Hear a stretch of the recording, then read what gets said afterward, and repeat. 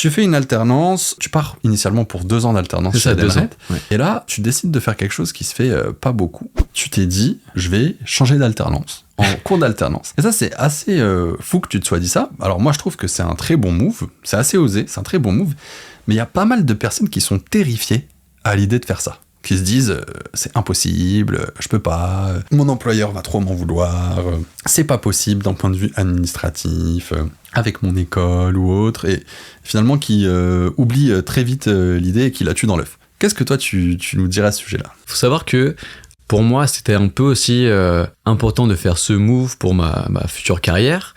Il faut savoir que mon manager était très ouvert à tout ce qui était mobilité. Donc ça aussi, je pense, ça a aidé. Je me suis dit, pourquoi pas déjà essayer de passer des entretiens, parce que ça coûte rien du tout.